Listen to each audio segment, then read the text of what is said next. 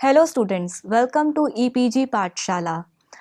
I am Dr. Jaspreet Kaur and today we will study the module Concept of Power, Authority and Leadership from the paper Social and Cultural Anthropology.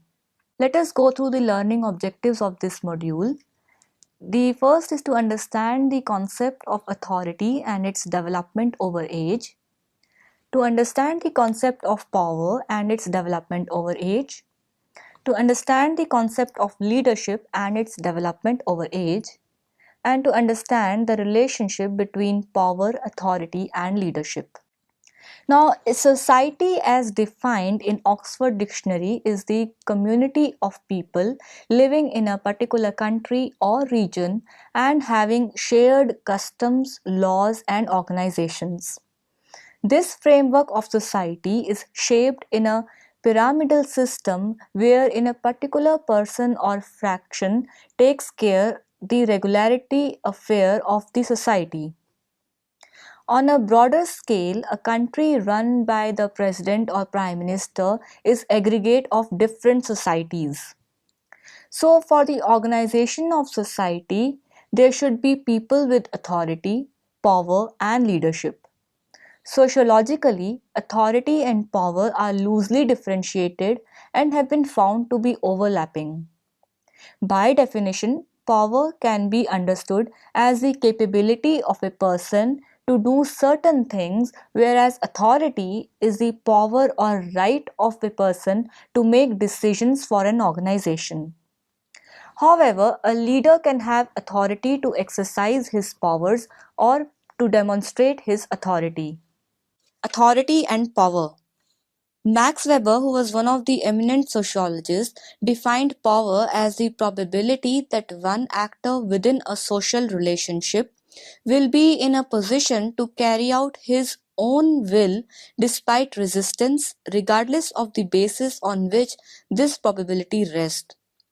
Weber conferred in his works the concept of power is sociologically amorphous, brought into act by an individual under demanding circumstances.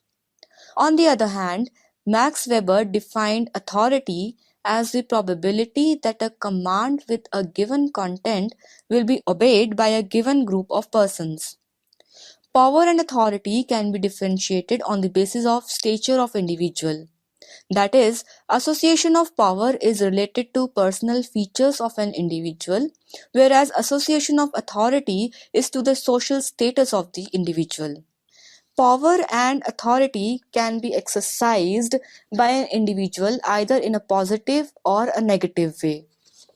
Adolf Hitler can be looked upon as a tyrant ruler who implemented authority and power negatively, whereas Akbar the Great executed his power and authority in a positive way. Authority and power both are variable with milieu of the individual. A major has power and authority to command over a team of soldiers, however, not over the entire battalion. A colonel has authority and power to question a major, but the latter doesn't has. An individual can utilize his power and authority to manipulate people under his command to believe in his ideology. In a work group, it's the power of the manager to motivate his employee into doing something extra, but it's his authority to suspend anyone. Max Weber further terms authority as legitimate power. The fundamental characteristic of authority is domination and imposition of will by the man in power. The authority can only be exercised by an individual if he succeeds in motivating his people for submission to his commands. From here we can estimate the complexity in the concept of power and authority. These intricate overlapping domains of the concept of power and authority have rendered sociologists in debate over the years. From the works of Dahl, Weber and Dahrendorf, power can be categorized as a subset of authority. For example, as Dahl says that power is what A has on B, if A has authority over B to persuade B in doing what otherwise B won't do on his own. Now, Stephen Lukes has beautifully debated through different views on power and tries to bring forth the concept of power as a phenomenon depending on the thinking of man in power. J. A. Coleman derives from Lukes' understanding of power and quotes, "Power is one of those concepts which inevitably involves endless disputes about their proper uses on the part of users." He further takes reference from the Edward Childs traditions: "Wherever there is organization, there will be authority, and authority will become enmeshed in traditions." Michaels proposed that authority can be defined as the ability, inborn or attained, for exercising dominance over a set of people.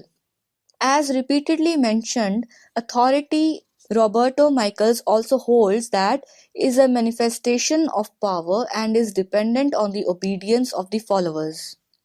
Coleman presented the argument of Robert, who refers to authority as sanctional power, institutional power, and further argues against Michael's view and claims that authority is not a capacity or innate, it is a relational and exists even when it is not being explicitly exercised.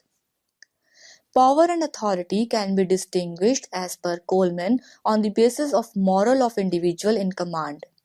He exemplifies a manager who would try to control people by interfering in the private lives of his subordinates, hence questioning the boundaries of what defines authority and power.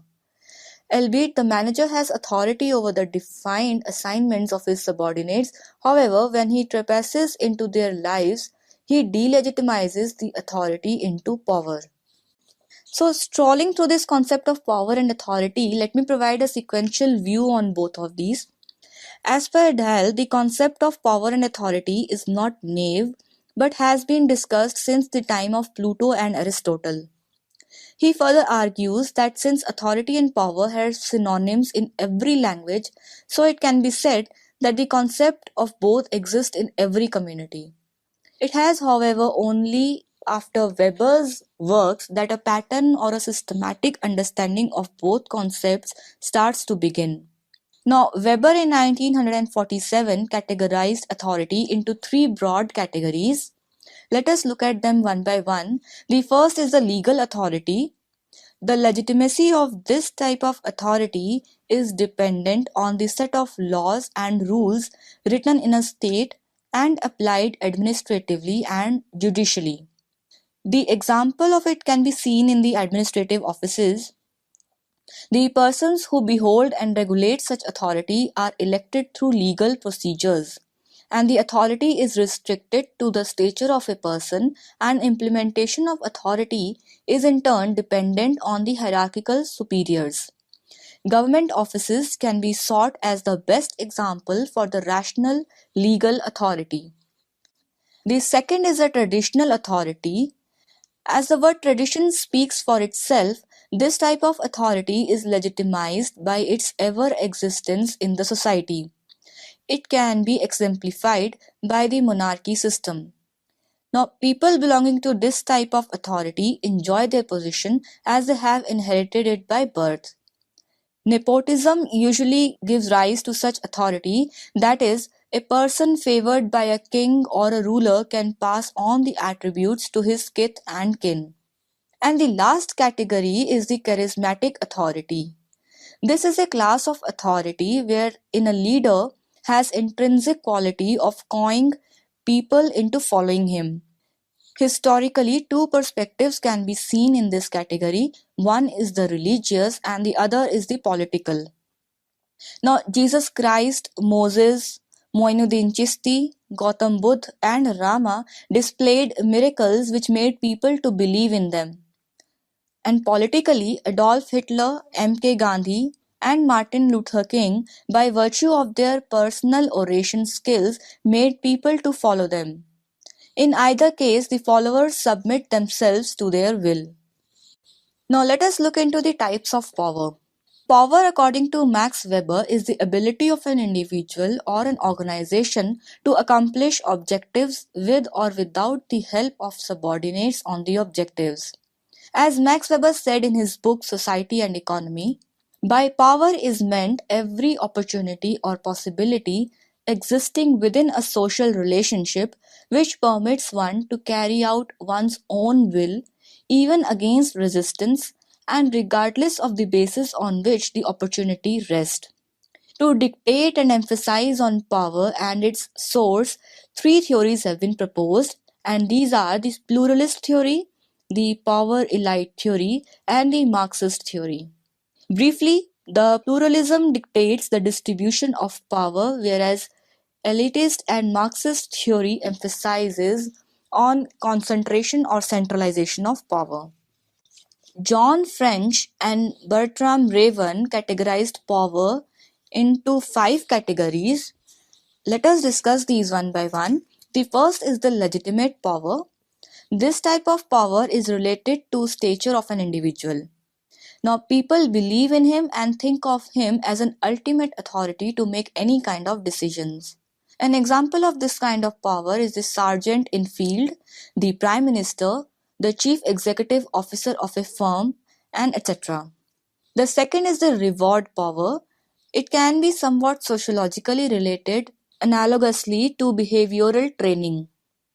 Here, an individual has power to reward the work. This can be either financial, acknowledging, and recognition of the subordinates.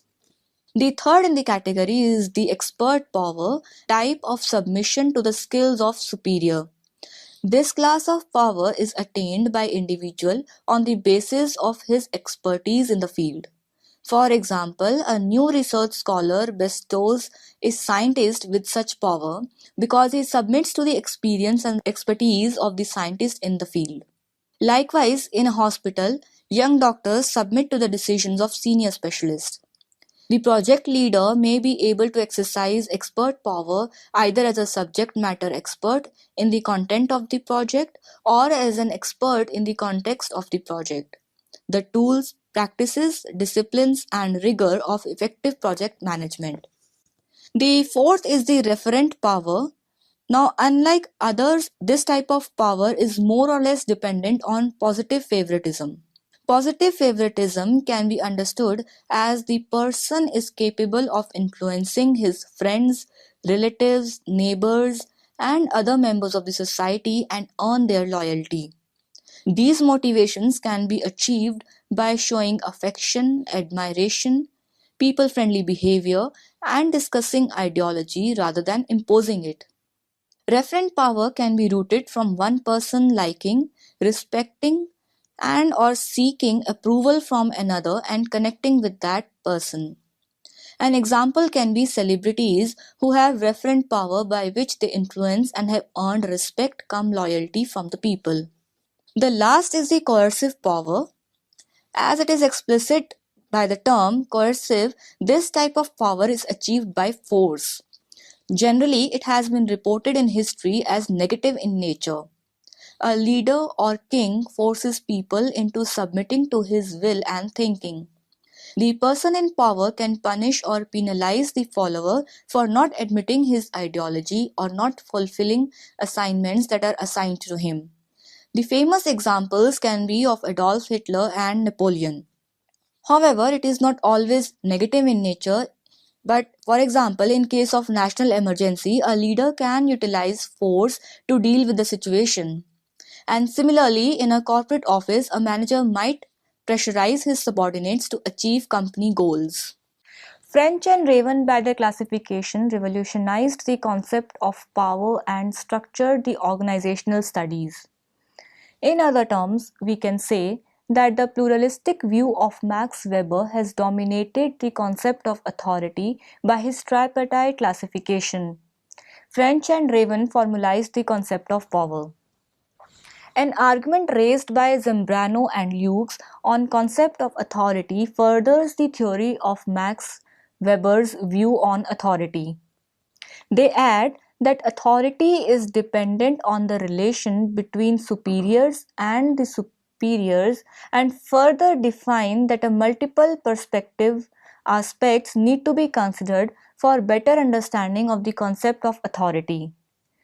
Richard Friedman identified a zone of comfort between ruler and the follower. That is, he states that a better impact of authority is achieved when the follower and the ruler have common interest. Ophelia